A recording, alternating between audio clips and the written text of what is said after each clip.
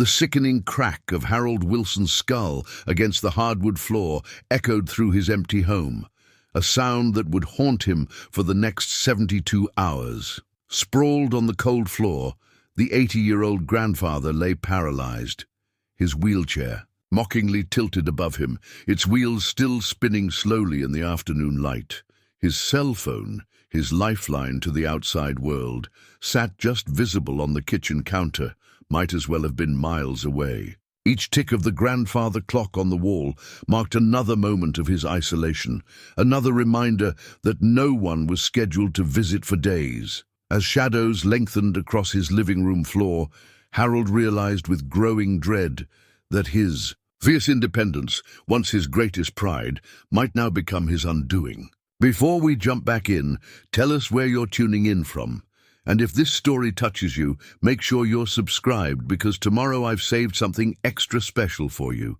Every morning for the past 47 years, Harold Wilson followed the same routine. 5 a.m. sharp, he would wheel himself to the kitchen, brew a pot of black coffee, the same brand Martha used to buy, and watch the sunrise from his bay window. The morning light would catch the brass buttons of his old military uniform, proudly displayed in a glass case on the wall, each gleaming surface a reminder of the man he once was, the man he still struggled to be. The house breathed with memories of Martha.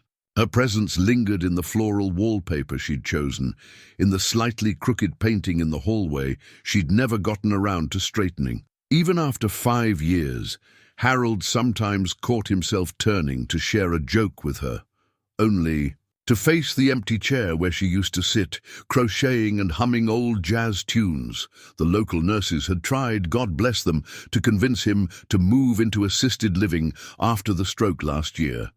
Sarah, his daughter, had done more than try. She'd practically begged.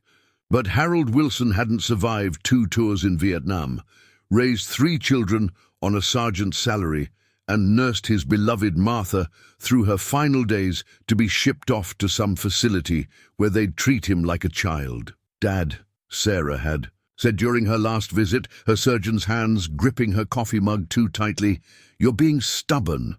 The wheelchair doesn't make you any less of a man, but refusing help might make you less of a father." Her words had stung, but not as much as the worry lines creasing her forehead, lines that reminded him too much of Martha. But Harold had made his choice. He'd installed the ramps himself, rearranged the furniture to accommodate his wheelchair, and learned to manage his medications with military precision. The daily tasks that most took for granted had become his personal battles, and by God, he would win them. His independence was non-negotiable. The veterans at the local VFW hall understood. They'd nod approvingly when he'd wheel himself in every Thursday for chess and coffee, never offering help unless he asked.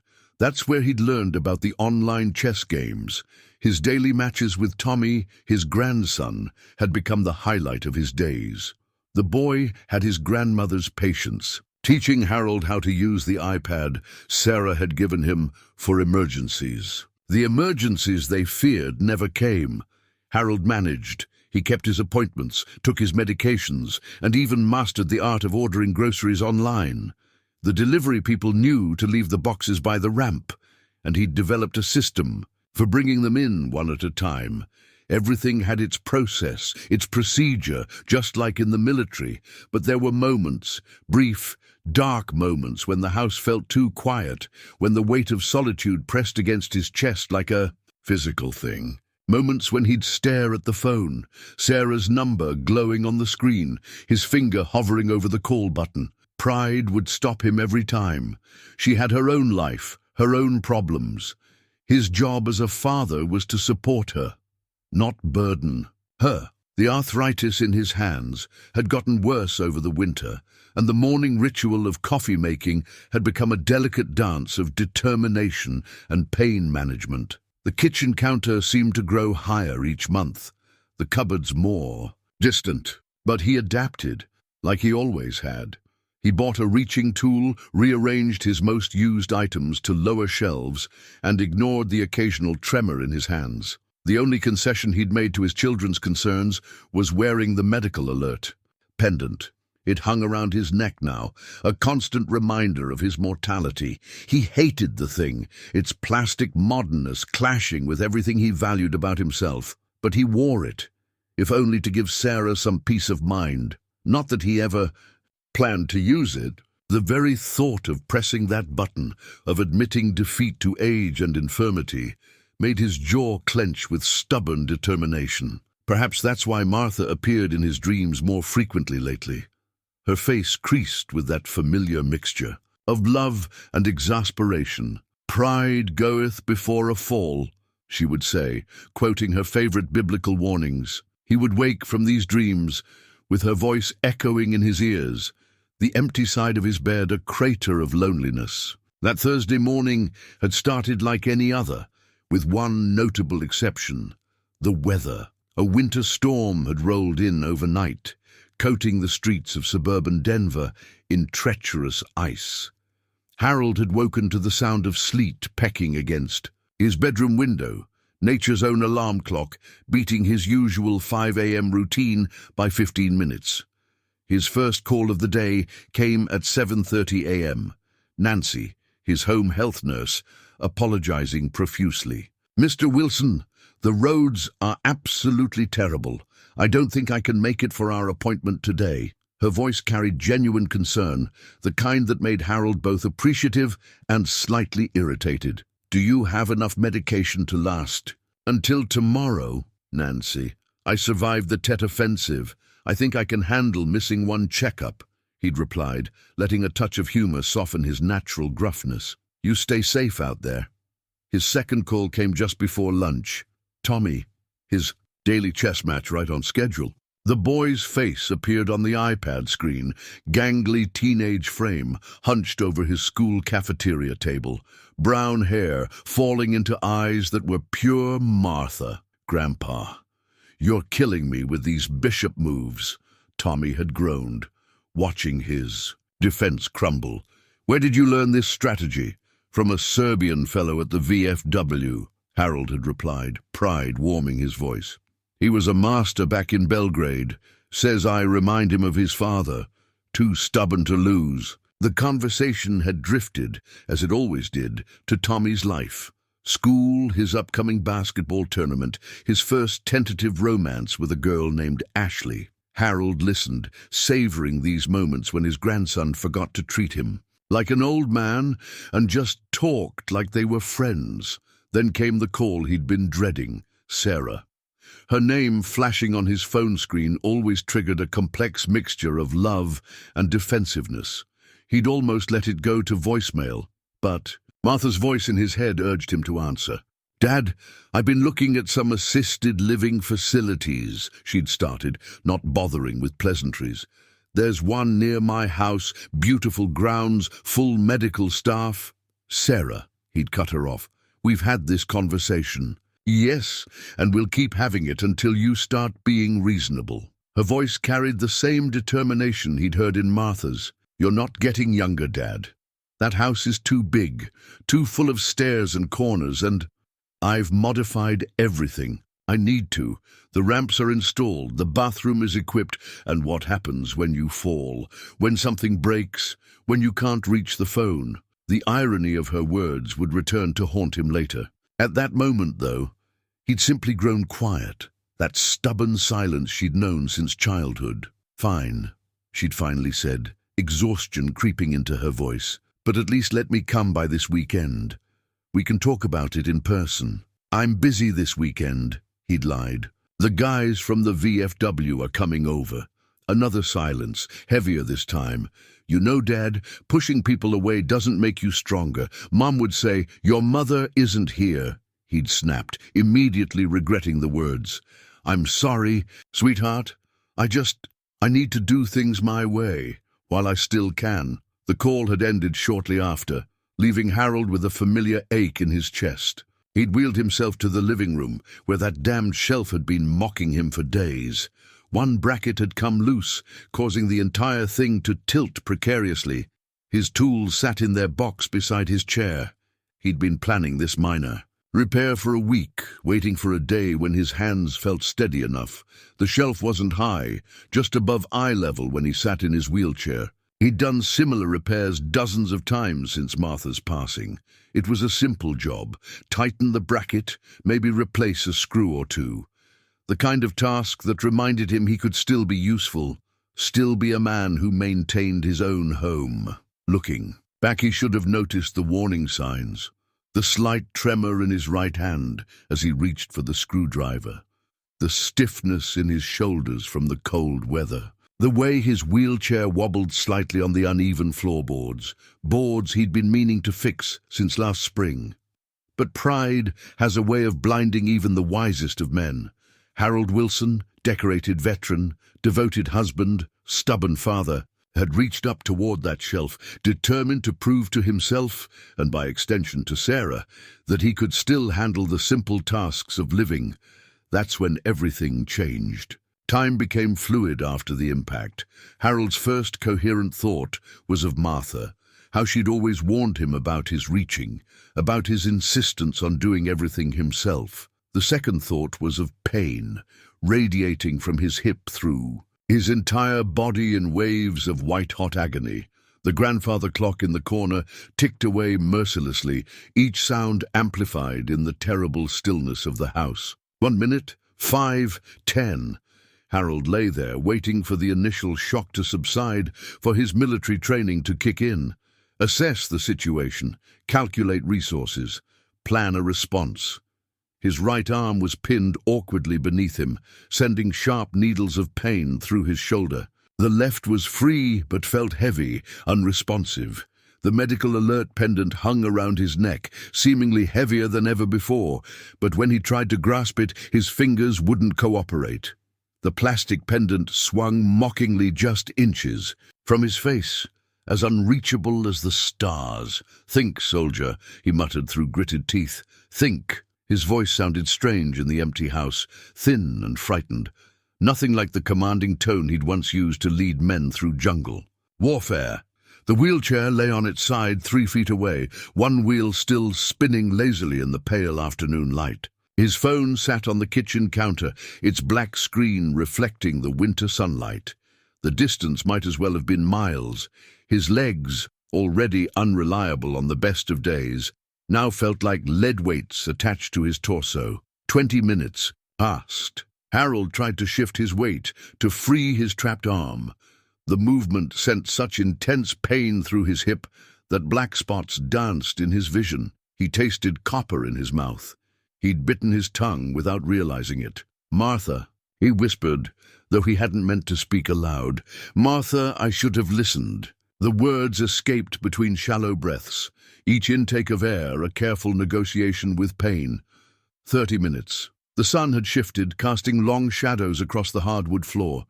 Harold's military mind kicked into survival mode, cataloguing facts with brutal efficiency. No scheduled visitors for at least 3 days. Phone unreachable. Medical alert pendant unusable. Growing pain in hip suggesting possible fracture. Limited movement capability. Dehydration would become a concern within hours. He tried calling out, though he knew it was futile. His nearest neighbor, Mrs. Henderson, was partially deaf and lived 50 yards away. The thick walls of his 1960s ranch house, once a selling point for their privacy, now served as prison walls. 45 minutes. The pain had settled into a steady throb, punctuated by sharp spikes whenever he tried to move. His mouth was already getting dry, tongue feeling thick and clumsy. The water glass on his bedside table, his morning medications, the emergency phone in his bedroom, all might as well have been on another planet. An hour had passed when the first real wave of fear hit him. Not the immediate panic of the fall, but a deeper, more primal terror. He was truly trapped. No amount of military training, stubborn pride, or fierce independence could change that simple, devastating fact. For the first time in decades, Harold Wilson was completely helpless. The realization brought unwanted tears to his eyes. He thought of Sarah's words from their phone call just hours ago. What happens when you fall? When something breaks? When you can't reach the phone? The prophecy of those words twisted in his gut like a knife. The clock continued its relentless counting, each tick a reminder of his vulnerability. The shelf above him, the cause of all this, still hung at its awkward angle, the loose bracket now seeming ridiculously unimportant. A bitter laugh escaped his lips, quickly turning into a grunt of pain. "I'm sorry, Sarah," he whispered to the empty room. "You were right." The words felt like surrender, but they brought no relief. The afternoon sun continued its slow crawl across his living room floor, marking the beginning of what would become the longest ordeal of his life. The first hour ended with Harold making a grim inventory of his situation. He could move his left arm, though coordination was poor. His right arm was growing numb beneath him. His legs were useless. The fall had likely broken his hip, and the pain suggested possible additional injuries. The room temperature, normally comfortable, was already feeling cool as his body struggled to maintain warmth against the hardwood floor. But worst of all was the silence. The crushing, absolute silence of a house that had already seen too much solitude. Even in Vietnam, in the darkest moments of combat, he'd never felt quite this alone. At least there, he'd had his unit, his brothers in arms. Here, in his own home, Harold Wilson, decorated veteran, proud father, stubborn old man, was facing an enemy he couldn't fight, time itself. The second hour brought with it a cruel kind of clarity. Harold's military training had taught him about surviving dire situations, but nothing had prepared him for being trapped within the familiar confines of his own home. Every object within his sight represented a missed opportunity for salvation. The phone on the counter, the emergency alert pendant he couldn't grasp, even the fallen wheelchair that now seemed to mock his predicament. He began to calculate, to strategize. The human body could survive 3 days without water. The temperature outside was dropping, but the house's insulation would keep him from freezing. The real enemy would be dehydration, followed closely by the growing discomfort of his position and the relentless pain from his injuries. "Assess and adapt," he muttered, falling back on his old sergeant's mantra. The words helped focus his mind away from the pain. His left arm, though weak, still responded to commands. If he could somehow leverage it against the floor, maybe he could drag himself toward the kitchen. The distance was perhaps 15 feet, a marathon in his current condition. The first attempt sent shockwaves of agony through his body. His hip screamed in protest, and the trapped arm had lost almost all sensation. Black spots danced in his vision, and for a moment he thought he might pass out. The movement had gained him perhaps 2 inches. "Come on, Wilson," he growled through clenched teeth. "You survived Khe Sanh. You can survive your own damn living room." The second attempt was more calculated. He tried to use his shoulder as a pivot point, inching his body in tiny, excruciating movements. Each shift brought fresh waves of pain, but also a grim satisfaction. He was fighting back, moving, surviving. 3 hours in, he'd managed to move. About a foot. The effort had left him drenched in sweat, his breathing labored. The pain medication he'd taken that morning was wearing off, and every movement became an exercise in agony management. Worse, his mouth felt like cotton, and a persistent thirst had begun to dominate his thoughts. The afternoon light had begun to fade, casting long shadows across the floor. Harold found himself tracking time by these shadows, watching them creep across the hardwood like silent sentinels, marking his ordeal. Each passing hour brought new challenges. The floor, unyielding beneath him, created pressure points that grew increasingly uncomfortable. His trapped arm had gone from painful to worryingly numb. He tried calling out again, though he knew it was futile. His voice, normally strong and commanding, came out as a hoarse whisper. The effort left him coughing, each spasm sending fresh waves of pain through his body. 5 hours in, exhaustion began to set in. The constant pain, the effort of trying to move, the emotional strain, all of it wore away at his reserves. His thoughts began to drift, moving between past and present with disturbing fluidity. He saw Martha in her favorite chair, heard Sarah's voice warning him about living alone, felt Tommy's young hands adjusting his grip on the iPad during their first online chess lesson. "Stay focused," he ordered himself, recognizing the dangerous pull of memory and fatigue. "Stay present." But the line between reality and memory began to blur at the edges, like an old photograph left too long in the sun. The clock struck 6 in the evening, its chimes echoing through the house with terrible finality. Harold had managed to move perhaps 2 feet total, the effort leaving him completely drained. The kitchen counter, with its life-saving phone, still loomed impossibly far away.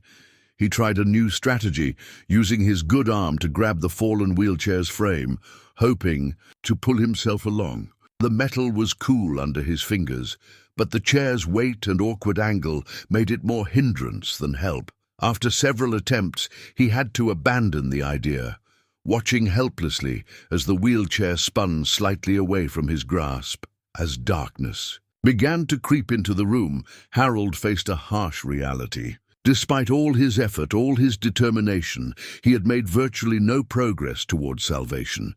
His body, once strong enough to carry wounded comrades through jungle warfare, now betrayed him completely. The pain in his hip had settled into a deep, pulsing agony that seemed to radiate through his entire being. The house grew quieter as night approached, the usual evening sounds of the neighborhood muffled by the winter storm still raging outside. No one would be out walking their dogs or checking their mail. No chance visitors would hear his calls for help. Harold Wilson, who had spent a lifetime standing tall against adversity, found himself humbled by the simple physics of his situation. All his pride, all his stubbornness, all his fierce independence, none of it mattered now. He was just an old man on a cold floor, his vulnerabilities laid bare by circumstance and choice. As the room darkened around him, he thought again of Sarah's words, of Martha's warnings, of all the times he'd chosen solitude over support. The irony of his situation wasn't lost on him. A lifetime of refusing help had led him to a moment when help was the only thing that could save him. The grandfather clock struck 7, its chimes now seeming to mock his predicament. Harold closed his eyes, conserving what strength remained. The night ahead loomed like an endless void, filled with uncertainty and fear. But somewhere in the darkness, a small voice, one that sounded remarkably like Martha's, whispered that survival sometimes meant surrendering to circumstances beyond your control. He would need every ounce of strength to make it through the night. Every lesson learned in combat, every moment of endurance, every bit of stubborn will that had defined his life, all of it would be tested in the long hours ahead. As consciousness began to fade, Harold Wilson prepared himself for the hardest battle of his life, the fight against time itself. Darkness crept into the house like an unwelcome visitor, bringing with it a bone-deep chill that seemed to seep directly from the hardwood floor into Harold's body. The storm outside had intensified, its howling wind creating strange whistles through the eaves, sounds that his house had made for 40 years but now seemed alien and threatening. The temperature dropped steadily as night settled in. Harold's clothes, still damp with sweat from his earlier exertions, clung to his skin uncomfortably. Each breath created a small cloud in the increasingly cold air. The thermostat, programmed to lower automatically at night to save on heating costs, now worked against him with mechanical indifference. "Martha," he whispered into the darkness, surprising himself. The word hung in the air like frost. For a moment, just a moment, he could have sworn he saw her standing by the window, silhouetted against the storm-dark sky, wearing that blue dress she'd loved so much. "You always were too stubborn for your own good, Harold Wilson." Her voice came to him, clear as day. He knew it wasn't real. The rational part of his brain screamed that it was dehydration, stress, and exhaustion playing tricks on his mind. But God, how he wanted it to be real. The grandfather clock struck midnight, each chime reverberating through his aching body. How many hours had he been lying here? The pain had evolved into something almost separate from himself, a constant companion that pulsed with each heartbeat. His trapped arm had gone completely numb, and alarming tingles shot through his fingers whenever he tried to move it. In the darkness, time became fluid. Harold drifted in and out of consciousness, each awakening bringing fresh confusion and fear. During one lucid moment, he watched as Martha sat in her favorite chair, crocheting that blanket she never finished. "Remember Saigon?" she asked, her needles clicking softly in the dark. "Remember how scared you were?" "That was different," he muttered, his voice rough with thirst. "I was young then, strong. You're strong now." Her voice was gentle. "Just a different kind of strong, the kind that knows when to ask for help." The vision faded, leaving him alone again in the cold dark. The storm rattled the windows, and somewhere in the house something creaked ominously. Harold tried to focus on his breathing, using the old meditation techniques he'd learned after his first tour. In, out,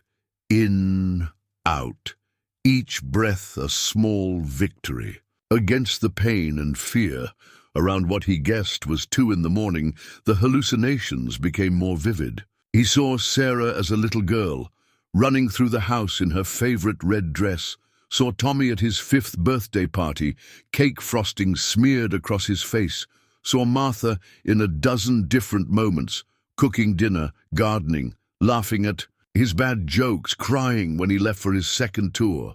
"You know what your problem is, love." Martha's voice came again, closer now. "You've spent so long being strong for everyone else, you forgot how to let anyone be strong for you." A sob escaped his throat, surprising him with its rawness. The sound echoed in the empty house, a stark reminder of his solitude. The pain in his hip had become a living thing, hungry and relentless. His mouth felt like sandpaper, his tongue too large for his jaw. The night stretched on endlessly. Harold began to lose track of what was real and what wasn't. The shadows on the walls seemed to move and dance. The ticking of the grandfather clock became irregular, sometimes racing, sometimes slowing to an impossible crawl. He heard voices. In the wind, Martha, Sarah, his old war buddies, even his long-dead parents. "Stay awake," he commanded himself. But even his voice sounded strange to his ears. "Stay awake." The words slurred together, his thoughts becoming as jumbled as a deck of cards dropped on the floor. In one moment of clarity, he realized he was shivering violently.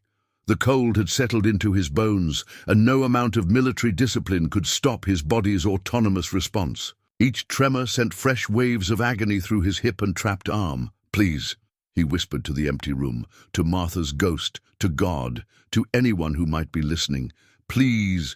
But only the wind answered, whistling through the eaves with indifferent fury. The storm outside matched the one in his mind, chaotic, relentless, full of shadows and half-formed thoughts. As the night wore on, Harold began to understand something that all his years of military service, all his pride and independence, had never taught him. True courage sometimes meant accepting your own helplessness. In the darkness of his living room, trapped and alone, he finally confronted the cost of his stubborn self-reliance. The first light of dawn was still hours away, and Harold Wilson, husband, father, soldier, survivor, faced the longest night of his life with only memories and ghosts for company. The grandfather clock continued its relentless counting, marking time in a world that had suddenly become both infinitely small and terrifyingly vast. Sarah Wilson stared at her phone between surgeries, her father's number glaring back at her from the missed calls log. 3 attempts to reach him since their argument yesterday, all going straight to voicemail. A familiar knot of worry tightened in her stomach, warring with the rational part of her brain that kept reminding her of all the false alarms before. The surgical theater's harsh fluorescent lights cast sharp shadows across her break-room coffee cup. Second shift at Denver Memorial had been brutal. 3 emergency procedures back-to-back. Her surgical resident, Dr. Peters, stuck his head through the door. "Dr. Wilson, they need you in OR2 for a consult." "Be there in a minute," she replied. thumb hovering over her father's number one more time. The rational voice won out again. He was probably at one of his endless VFW meetings or absorbed in another online chess match with Tommy. Her father's capacity for spite was legendary. He'd gone radio silent for 3 days after their last argument about assisted living. But something felt different this time. Maybe it was the storm that had paralyzed the city, or the way his voice had cracked when he'd mentioned Martha during their last call. Sarah had inherited her father's stubborn streak, but she'd also inherited her mother's intuition. And right. Now that intuition was screaming that something was wrong. "Your father's a grown man," she muttered to herself, her mother's old words of reassurance. But the image of him alone in that big house, surrounded by Martha's ghost and his own pride, haunted her as she scrubbed in for her neck surgery. Between procedures, she texted Tommy, "Have you heard from Grandpa today?" The response came hours later. "Not since chess yesterday. He's probably busy with his VFW buddies." Why? The knot in her stomach tightened. Her father hadn't missed a chess match with Tommy in months. It was their daily ritual, as sacred as his morning coffee or his military-precise medication schedule. By the end of her shift, exhaustion warred with worry. The storm had intensified, making a drive to her father's house nearly impossible. The rational doctor in her head listed all the reasons not to panic. He had his medical alert pendant. The neighbors checked on him. He'd survived worse situations. But as she stood in the hospital parking lot, watching her breath fog in the freezing air, Sarah Wilson made a promise to herself. Storm or no storm, first thing tomorrow morning, she was going to check on her father. She couldn't shake the feeling that this time something was terribly wrong. The drive home through the storm-swept streets gave her too much time to think. About her mother's final days, when Harold had barely left her bedside. About the look in his eyes at the funeral. Not grief, but something harder, like a door closing. About all the time she'd tried to help, only to have her concern thrown back in her face, like a challenge. "You're just like your mother," he told her once, not entirely as a compliment. "Always trying to fix things that aren't broken." But some things did need fixing, whether Harold Wilson wanted to admit it or not. The silent phone in her pocket seemed to grow heavier with each passing hour. Each unanswered call, another brick in the wall of worry building in her mind. Tomorrow, she promised herself again, pulling into her garage. Tomorrow, she'd make him listen, even if she had to break down his door to do it. But for now, exhaustion won out, and Sarah Wilson fell into an uneasy sleep. Her dreams filled with ringing phones and empty houses, and her father's stubborn, proud face turned away from her offered help. Dawn arrived with cruel indifference, painting Harold's prison in shades of grey. He had survived the night, though consciousness had come and gone like waves on a distant shore. The storm had passed, leaving behind an eerie stillness that made every creak of the house sound like a false promise of rescue. 36 hours. The military part of his brain still functioned enough to keep count. 36 hours without water. His tongue felt like leather in his mouth, and his lips had cracked, leaving the taste of copper on what little saliva he could muster. The pain had evolved into something almost transcendent, no longer sharp and immediate, but deep and consuming, like a tide pulling him under. "You're not looking so good, old man," Martha said from her chair. She hadn't left him through the night. Though Harold knew she wasn't real, her presence was both comfort and torment, a reminder of everything he stood to lose, everything he'd already lost. His trapped arm had gone from numb to something worse, a complete absence of sensation that sent panic through his fuzzy mind. The hip that had taken the impact felt hot, swollen, definitely broken. Each breath came shorter now, his chest tight with the effort of drawing air while lying in this awkward position. The morning light revealed the evidence of his failed escape attempts, scuff marks on the hardwood where his fingers had clawed.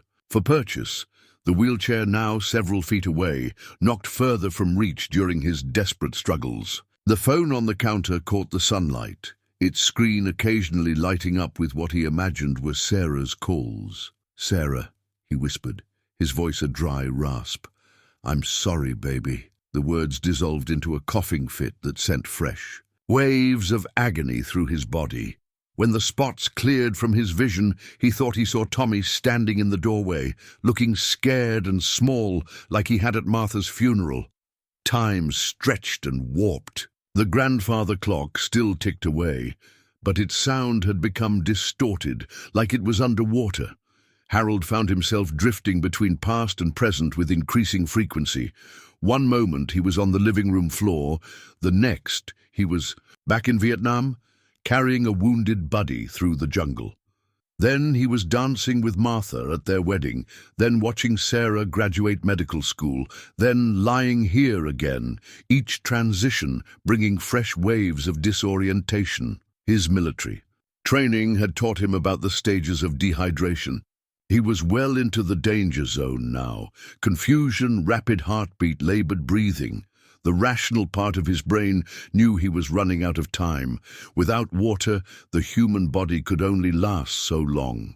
And he'd already used up 36 precious hours. "You always did have to learn things the hard way," Martha said softly. Her crochet needles clicked steadily, a counterpoint to the clock's ticking. "Remember what I told the kids. Your father's strength is his greatest weakness." "You were right," he managed to whisper. The words cost him dearly. His throat felt like it was lined with broken glass. "You were always right." The morning wore on, sunlight crawling across the floor like a living thing. Harold watched it move with detached fascination, his thoughts becoming increasingly disconnected. He thought about Sarah's last call, about Tommy's chess game, about Martha's smile the last time he saw her alive. All these moments, these precious fragments of time, seemed to float around him like dust motes in the sunlight. The hardwood floor beneath him had become both bed and torture device. Every small movement sent fresh pain through his body, but staying still brought its own kind of agony. The pressure points where bone met wood had long since passed numbness and entered a realm of pain he hadn't known existed. As noon approached, Harold Wilson, father, widow, veteran, proud man, faced a terrible truth. If help didn't come soon, this floor would become his final resting place. The thought should have terrified him, but instead brought an odd sort of peace. At least Martha was here, real or not, watching over him with those kind eyes he'd fallen in love with so many years ago. Tommy Wilson sat in his last period history class, half listening to a lecture about World War II while absently checking his phone under the desk. His chess app notification light blinked steadily. No response from Grandpa Harold to his morning move. Second missed game in 2 days. Something about that nagged at him, like a math problem where the numbers didn't quite add up. His mom's text from last night glowed on the screen. "Have you heard from Grandpa today?" He'd brushed it off then, but now, staring at the chess apps, waiting for opponent message, doubt crept in. His grandfather was many things, but unreliable wasn't one of them. As soon as the final bell rang, Tommy pulled up their game history. Every day for the past 8 months, like clockwork, until yesterday. Even when Grandpa had the flu last spring, he'd managed to keep their daily chess match going. Military precision, he'd always say, builds character. In the crowded school hallway, Tommy dialed his grandfather's number, straight to voicemail. He tried again while walking home, the winter wind cutting through his jacket. Still nothing. The nagging feeling grew stronger. Opening his laptop at home, he checked their chess chat history. Their last conversation played through his mind. "Grandpa, you're killing me with these bishop moves." From a Serbian fellow at the VFW. Says I remind him of his father, too stubborn to lose. Tommy smiled at the memory, then froze. The VFW meeting. His grandfather had told Mom he'd be there today, but the local VFW's Facebook page showed they'd cancelled all meetings due to the storm. His fingers flew over the keyboard, pulling up his grandfather's online activity. No chess moves, no Facebook comments on military history posts, usually good for at least 3 per day, no responses to any messages. The digital silence was deafening. Fear sudden and sharp, cut through his teenage certainty that adults always had everything under control. He called his mother's cell. "Mom, when was the last time you actually talked to Grandpa?" Sarah's voice came back tense, distracted. "Day before yesterday. Why?" "He hasn't made a chess move in 2 days. He's never missed a game, not once. And the VFW meetings are cancelled because of the storm, but he told you he'd be there." The silence on the other end of the line spoke volumes. When his mother finally responded, her doctor voice had been replaced by something more vulnerable. "I'm leaving the hospital now. Stay put, do your homework. I'll call you after I check on him." Tommy stared at his phone after she hung up, then at the chess app still showing his grandfather's last move. The bishop positioned exactly where the Serbian player had taught him, protecting the king while setting up an aggressive defense. His grandfather's voice echoed in his memory. "In chess, like in life, son, you have to think 3 moves ahead. Always have a plan." What was the plan now, Grandpa? Tommy wondered, watching snow begin to fall outside his window. What happens when the next move never comes? The afternoon sun cast long shadows across Harold's living room, marking his second day on the floor. Time had become a fluid thing, measured only by the changing patterns of light and the increasingly distant chimes of the grandfather clock. His world had shrunk to the few feet of hardwood floor around him, every inch marked by failed attempts at movement, every moment a battle against his failing body. The dehydration had progressed beyond thirst into something more primal. His thoughts came in fragments, broken and disjointed like pieces of a shattered mirror. Each reflection showed him something different. Martha in her garden, Sarah in her graduation gown, Tommy learning to walk, his unit in Vietnam. Reality and memory blurred until he could no longer tell which was which. "You're dying, old man," Martha said, matter-of-factly from her chair. She looked younger now, like she had when they first met. "Is this really how you want to go? Too proud to even wear that medical alert properly?" The pendant still hung around his neck, useless now. His attempts to grasp it had failed hours, or was it days, ago. His left arm no longer responded to commands, and his right remained trapped beneath him, a dead weight he could no longer feel. "I don't want to die," he whispered, his voice barely a breath. "Not like this. Not alone." "But you're not alone," Martha replied softly. "I'm here. I've always been here." The pain had transformed into something almost transcendent. His broken hip no longer felt like part of him, and the pressure points where bone met floor had gone beyond numbness into a strange kind of absence. His chest felt tight, each breath a labor that seemed to require more energy than he could muster. A sudden clarity cut through the fog in his mind. This was it. This was how Harold Wilson, decorated veteran and proud father, would end. Not in a blaze of glory on a battlefield, but slowly, quietly, on his own living room floor. The irony might have made him laugh if he'd had the strength. "Tell me about the day we met," he asked Martha's ghost. She smiled, the same smile that had captured his heart at that USO dance in '63. "You were so handsome in your uniform," she began, her voice carrying him away from the pain and fear. "Standing by the punch bowl like you owned it. But your hands were shaking when you asked me to dance." "You were wearing blue," he murmured. "That dress, you remembered," she laughed. "You always did notice the details." The sun had moved again, or maybe it was his vision failing. The room seemed darker, the edges of things less distinct. Harold felt himself floating, untethered, from the pain and fear that had dominated his world for the past 2 days. "Sarah," he tried to say, but no sound came out. In his mind, he saw his daughter as she was now, and as she had been. The little girl who'd insisted on polishing his medals, the teenager who'd rebelled against his strictness, the woman who'd become so much like her mother, it sometimes hurt to look at her. "I should have listened," he thought, or maybe said aloud. "Should have been less proud, less stubborn." "It's not too late."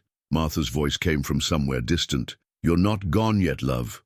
Fight a little longer." But the darkness was so inviting, promising an end to pain, to loneliness, to the constant battle against time and age and his own limitations. Harold felt himself slipping toward it like falling asleep after a long, exhausting day. A sound penetrated the darkness.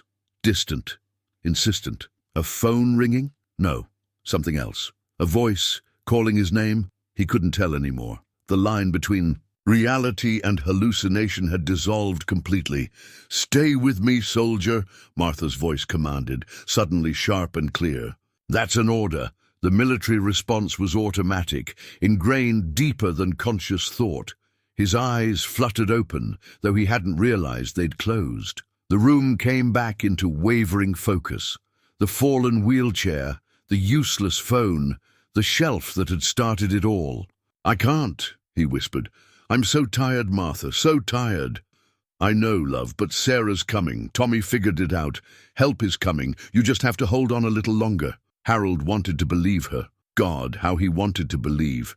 But the darkness was so close now, and he was so very, very tired.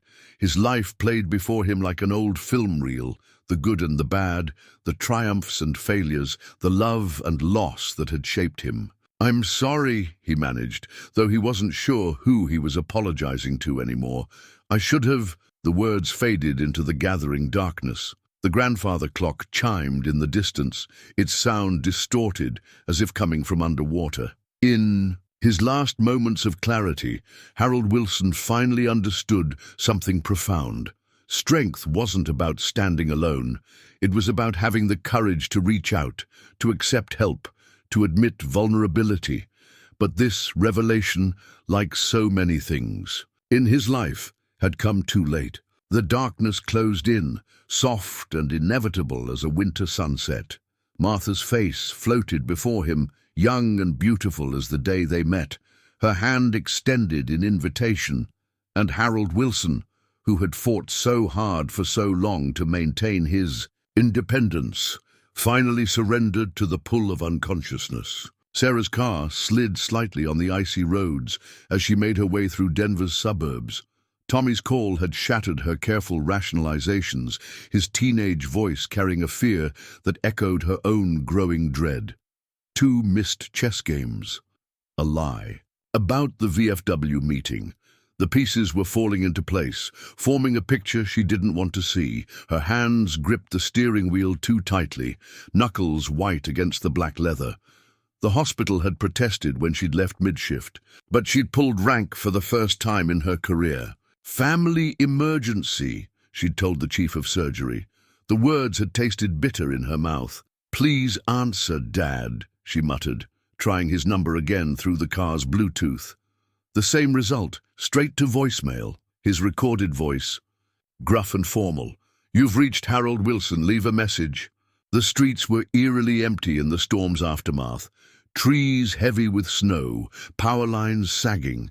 Her father's neighborhood looked like a black and white photograph, all contrast and shadow. As she turned onto his street, her headlights caught the reflective numbers on his mailbox, 2147 Oak Drive, where she'd grown up, where her mother had died, where her father now lived alone despite all her protests. Her phone buzzed. "Tommy again. Any news?" "Just pulling up now," she texted back at a stop sign. "We'll call you soon." The driveway hadn't been shoveled. First warning sign. Harold was religious about snow removal, a habit from his military days. Clear paths. "Save lives," he'd always say, though the context had changed from jungle warfare to suburban safety. Sarah parked behind her father's unused car, its shape a snow-covered lump in the garage window. The porch light was off. Second warning sign. Harold kept it on constantly, another military habit about maintaining awareness of your surroundings. Her boots crunched in the fresh snow as she approached the front door. The spare key was still hidden in the fake rock her mother had bought at a garden store years ago. Sarah's hands shook as she retrieved it, memories of childhood lockouts and forgotten homework flooding back. "Dad?" she called, knocking firmly. "Dad, it's Sarah. Are you there?" Only silence answered, broken by the wind whistling through bare tree branches. Through the front window, she could see lights on inside. Third warning sign. Harold was obsessive about turning off lights in unused rooms, a habit that had driven her crazy as a teenager. The key turned smoothly in the lock. The door opened with a familiar creak that her father had never fixed, despite her mother's years of gentle nagging. The house's warmth hit her like a wall after the outdoor chill. "Dad," she called again, louder now. "It's Sarah. Are you here?" The silence that answered carried a weight she'd never felt before in this house. Something was wrong. She could feel it in the air, in the stillness, in the faint smell of something she couldn't quite identify, but that her doctor's instincts were screaming about. She moved through the familiar rooms, calling out, each unanswered. Call ratcheting up her fear. Kitchen empty, study empty. Then as she rounded the corner into the living room, her world stopped. "Oh God," she whispered. "Dad." The world narrowed to a single point of focus. Her father's still form on the hardwood floor, the overturned wheelchair beside him, the shelf hanging at an awkward angle above. Sarah's medical training kicked in automatically, even as her heart threatened to burst from her chest. "Dad, can you hear me?" She rushed to his side, her fingers immediately finding his carotid pulse.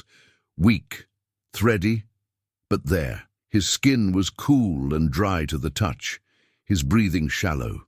Classic signs of severe dehydration. Her phone was in her hand without conscious thought, 911 already dialing. "This is Dr. Sarah Wilson. I need an emergency response team at 2147 Oak Drive immediately. Elderly male, approximately 80 years. Old found, unconscious. Suspected fall with prolonged floor time, signs of severe dehydration and possible hip fracture." The operator's voice seemed to come from a great distance. "Emergency services are responding, Dr. Wilson. Estimated arrival. Time 15 minutes due to road conditions." "Too long," Sarah muttered, already assessing her father's condition. The trapped arm, the awkward position, the signs of failed attempts to move. He'd been here for hours. Days, maybe. Mrs. Henderson's face appeared in the front window, drawn by the commotion. Sarah waved her in frantically. The elderly neighbor shuffled through the snow, gasping when she entered. "Oh, dear Lord," she breathed. "Harold." "Call everyone," Sarah ordered, her doctor's voice firm despite her internal panic. "The neighbors, the VFW, anyone who might have a key. We need blankets, water, help." Her father stirred slightly under her touch, a low moan escaping his cracked lips. His eyes fluttered but didn't open. The medical part of her brain catalogued symptoms: severe dehydration, possible rhabdomyolysis from prolonged immobility, potential kidney damage, the obvious hip fracture. The personal part, the daughter part, wanted to scream. Neighbors began arriving, drawn by Mrs. Henderson's calls. The Parker boys from next door, their father carrying blankets, the retired nurse from across the street with a medical bag. The community her father had kept at arm's length for years now flowed into his house like a tide of helping hands. "Where are those damn ambulance drivers?" Sarah muttered, monitoring her father's pulse. "Still there, still fighting." Her free hand found his and squeezed gently. "Hold on, Dad. Please hold on." Lights flashed outside, red and white painting the snow, in urgent colors. The EMTs were professionals, efficient and quick, but to Sarah they moved in slow motion. Every second stretched like hours as they assessed, stabilized, prepared for transport. "Family riding with us?" one asked. "I'm his daughter, and his doctor." Sarah's voice left no room for argument. As they loaded the gurney into the ambulance, she caught a glimpse of Tommy standing on the sidewalk, his bike thrown down in the snow behind him. Their eyes met briefly, fear reflecting fear. "Follow us to Denver Memorial," she called to him. "Call your father for a ride." The ambulance doors closed with a terrible finality. In the sterile, equipment-filled space, Sarah held her father's hand and whispered the words she'd been holding back. "I'm here, Dad. I found you. I'm not letting go." The ambulance wailed through Denver's icy streets, each bump and turn making Harold stir feebly. Sarah watched the monitors with the dual vision of a doctor and a daughter, each beep and fluctuation telling a story of just how close she'd come. to losing him. BP 90/60, the EMT reported, efficiently placing an IV line. Severe dehydration, possible shock, temperature 95.2.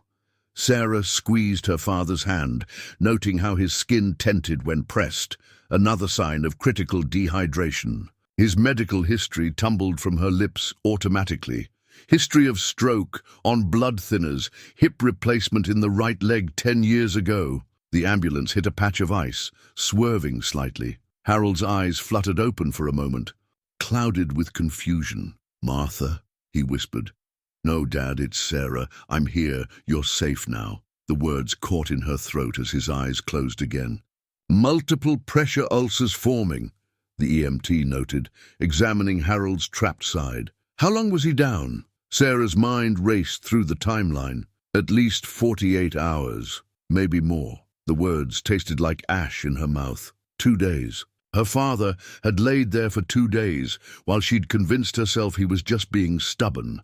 The hospital came into view, its emergency bay lit up like a stadium. Sarah recognized her colleagues waiting at the entrance. News traveled fast.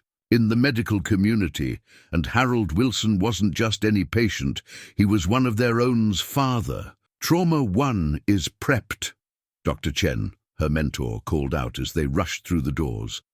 "Sarah, you need to step back. Let us work."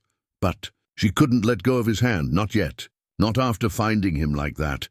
The trauma team moved with practiced efficiency, calling out vital signs and observations that Sarah absorbed with growing horror. The extent of her father's injuries became clear under the harsh hospital lights.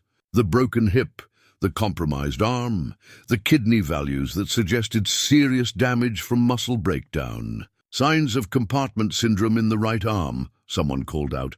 "We need to relieve the pressure immediately." Core temperature still dropping despite warming measures. Creatinine levels critically high. "We need nephrology." The medical terms washed over her like a wave, each one adding to the weight of guilt and fear, pressing down on her chest. This was her father, the man who had never shown weakness, never admitted defeat, now lying vulnerable under bright lights and efficient. "Hands!" Tommy appeared at the trauma room door, face pale beneath his winter ruddy cheeks. A nurse tried to stop him, but Sarah waved him in. He needed to see this to understand. His grandfather, his chess partner, his hero, reduced to a collection of medical emergencies and urgent procedures. "Is he—" Tommy's voice cracked. "He's fighting," Sarah managed, "like he always does." The next hours passed in a blur of specialists and procedures. Orthopedics for the hip, vascular surgery for the compromised arm, nephrology for the failing kidneys. Each consultation added another layer to the story of Harold Wilson's ordeal, a story written in medical terminology but spelled out in pain and pride. Sarah found herself explaining things to Tommy in the waiting room, her doctor's vocabulary simplified for teenage understanding. "The body starts to break down when it's in one position too long," she told him.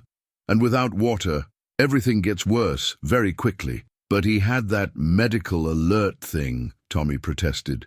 "Why didn't he use it?" Sarah looked at the pendant, now bagged with her father's other personal effects. It was within his reach the entire time. A press of a button would have brought help immediately.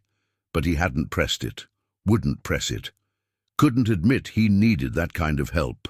"Sometimes," she said carefully, "the hardest thing for a strong person to do is ask for help." The monitors in Harold's room beeped steadily now, each sound a reminder that they'd found him in time. Barely, but as Sarah watched her father's unconscious form, surrounded by medical equipment and healing hands, she wondered if finding him was only the beginning of their real battle. Night settled over Denver Memorial Hospital, bringing with it the hushed urgency unique to hospital darkness. In the ICU, Harold Wilson's room glowed with the pale light of monitors, each machine contributing its own rhythm to the symphony of survival. Sarah sat in the visitor's chair, her surgeon's hands clasped around her father's unbandaged left hand, watching numbers that meant the difference between life and death. His kidney function is stabilizing, Dr. Patel, the nephrologist, reported during evening rounds. The aggressive hydration protocol is working, but the next 24 hours are critical. Sarah nodded, translating the medical jargon in her head for Tommy, who hadn't left his spot by the window. His body is starting to heal, but we have to watch carefully. The hip surgery had gone well. A small mercy. Dr. Matthews, the orthopedic surgeon, had been optimistic about recovery, assuming Harold could regain his strength. The compromised arm was more complicated. Hours of pressure had caused severe tissue damage, and while they'd saved the limb, full function remained uncertain. "Your father's a fighter," the night nurse commented, adjusting IV flows with practiced efficiency. Most people his age wouldn't have survived this long on the floor, but Sarah saw beyond the medical miracle to the human cost.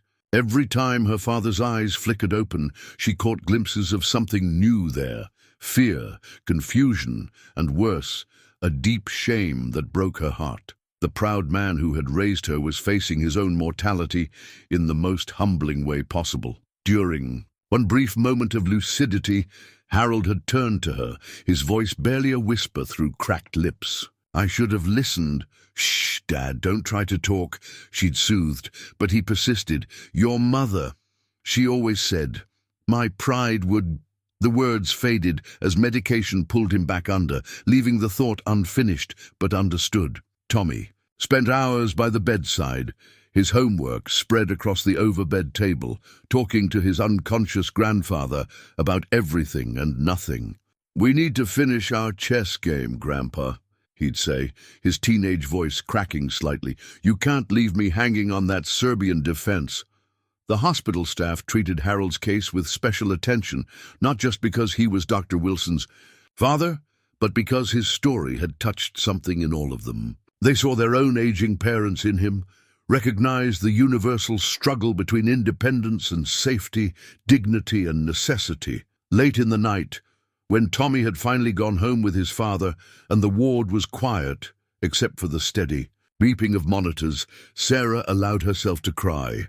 The tears came silently, years of medical training teaching her how to grieve without making a sound. She cried for the 2 days her father spent alone on that floor, for every time he'd refused help, for all the moments of connection they'd lost to stubbornness and pride. "We'll do better," she whispered to his sleeping form. "Both of us. We'll learn from this."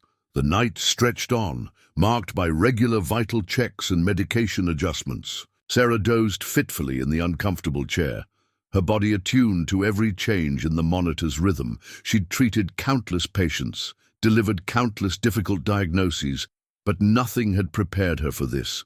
Watching her invincible father fight for his life, his vulnerability laid bare under hospital lights. Dawn was breaking over the Denver skyline when Harold's eyes opened again, clearer this time. His gaze found Sarah's face, and his hand tightened weakly around hers. "Still here?" he managed. "Always," she replied, throat tight. "I'm not going anywhere, Dad." Something shifted in his expression then, a subtle change that spoke of battles, fought and lessons learned in the long hours on that hardwood floor. Harold Wilson had faced death alone, and emerged changed, not just physically, but in those deeper places where pride and fear wrestled with love and need. In the growing morning light, father and daughter sat together, monitors beeping steadily, each sound a reminder of how close they'd come to losing this chance. Sometimes, Sarah realized, it takes nearly losing everything to understand what matters most. The road to recovery would be long, but they would walk it together, one step, one day, one small victory at a time. The next few weeks transformed Harold's hospital room into an unexpected hub of community. Cards and flowers arrived daily from the VFW, neighbors dropped by with home-cooked meals for Sarah, and Tommy set up a permanent chess station by the bed, ready for the moments when his grandfather felt strong enough to play. Physical therapy became Harold's new battlefield. Each small movement was a victory hard won, each step supported by a walker, a testament to his determination. But something had changed in the way he approached these challenges. Where once he might have pushed too hard, too fast, now he listened to his therapists with patient attention. "Small steps, Mr. Wilson," his physical therapist would say, and Harold would nod, accepting help with a grace that surprised even himself. Sarah split her time between surgeries and her father's bedside, watching with professional satisfaction and personal relief as his strength gradually returned. The hip was healing well, and while his right arm would need extensive rehabilitation, the doctors were optimistic about eventual recovery. The biggest change, however, wasn't physical. It showed in the way Harold's eyes softened when Sarah entered. The room, in how he actually listened when she talked about treatment options. The wall of pride that had stood between them for so long had crumbled, washed away by those terrifying hours on the floor. "I've been thinking," he said one evening, as they watched the sunset through the hospital window. "That spare room of yours, the one that used to be your mother's sewing room, is it still available?" Sarah's heart skipped a beat, but she kept her voice casual. "It has a nice view of the garden. Might be a good place for an old soldier to rest his bones," Harold said quietly, "if the offer still stands." Their eyes met, years of unspoken words passing between them. In that moment, Sarah saw not the stubborn father who had frustrated her for so long, but a man who had faced his own mortality and emerged wisdom. Spring arrived as Harold settled into Sarah's home, bringing with it new routines and unexpected joys. The spare room transformed into a space that bridged his past and present. His military photos sharing walls with Tommy's artwork, his chess set permanently stationed by a window overlooking Sarah's blooming garden. The transition wasn't always smooth. There were moments of frustration, times when his independence chafed against necessary precautions. But these moments no longer built walls between them. Instead, they became opportunities for understanding. "Tell me about Mom," Sarah said one evening, as they sat in the garden watching Tommy practice chess moves. "What would she think of all this?" Harold chuckled softly. "She'd say, 'I told you so,' about 100 times. Then she'd arrange everything exactly how she wanted it, and somehow make me think it was my idea all along." Tommy spent every afternoon after school with them, his presence bridging the generations. He taught his grandfather about smartphones and social media, while Harold shared stories of Vietnam and life lessons disguised as chess strategies. The medical alert pendant still hung around Harold's neck, but it no longer felt like a symbol of weakness. "It's tactical equipment," he'd explained to his VFW buddies during their weekly video calls, "like having radio backup in the field." Sarah noticed the small ways her father had changed, how he'd asked for help reaching high shelves, instead of struggling alone, how he'd share stories of Martha more freely, letting memory be a comfort rather than a wound, how he'd started calling other veterans who lived alone, checking on them with the same dedication he once applied to maintaining his solitude. Most telling was the chess set, no longer just a game board, but a gathering place. Father, daughter, and grandson would sit around it in the evenings, pieces moving between them like thoughts made tangible, each game a conversation without words. The autumn leaves danced across Sarah's backyard as 3 generations of Wilsons gathered for their now traditional Sunday dinner. Harold sat at the head of the table, his wheelchair positioned perfectly for both conversation and a clear view of the garden, where Martha's favorite roses still bloomed, transplanted from his old house. Tommy had just won his first high school chess tournament, the trophy proudly displayed next to Harold's military medals in the living room. "It was Grandpa's Serbian defense that clinched it," he announced, passing the mashed potatoes. Nobody at school had ever seen it before. Sarah watched her father beam with pride, noting how much younger he looked these days. The past 6 months had brought color back to his cheeks and light to his eyes.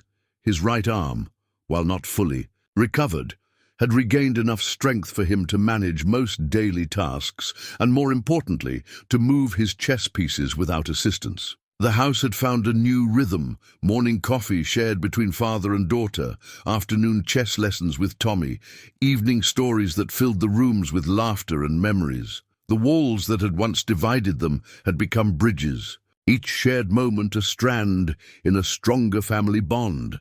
Harold still had his stubborn moments, still insisted on doing what he could for himself. But now there was a wisdom in his independence, an understanding that accepting help didn't diminish his strength, it multiplied it. "Your mother would have loved this," he said quietly to Sarah as they cleared the dishes together, his good arm carefully stacking plates. "She always wanted Sunday dinners to be like this." In the warm kitchen light, surrounded by the sounds of family and the scent of apple pie cooling on the counter, they had all found something they didn't know they were missing: the perfect balance between independence and togetherness, between pride and love. Harold sat by the window in Sarah's garden room, watching the first snow of winter dust, the roses he and Martha had loved so much. His medical alert pendant caught the morning light, no longer a symbol of weakness, but a reminder of lessons learned at too high a price. Sometimes, late at night, he could still feel the hardwood floor beneath him, still taste the terror of those endless hours alone. But those memories now served a purpose, teaching him that true strength lay not in standing alone, but in standing together. He heard Sarah's key in the door, returning from her hospital shift. Tommy's voice followed, already launching into a story about his day at school. The house filled with the sounds he'd once feared would diminish his independence: footsteps, laughter, life itself. "You were right, Martha," he whispered to the roses outside, their blooms defiant against the coming winter. "Pride is nothing compared to love." In the end, Harold Wilson had learned that independence wasn't about doing everything alone. It was about having the courage to let others in, to accept that needing help didn't make you weak, it made you human. And in that humanity, he had found not the end of his strength, but its new beginning.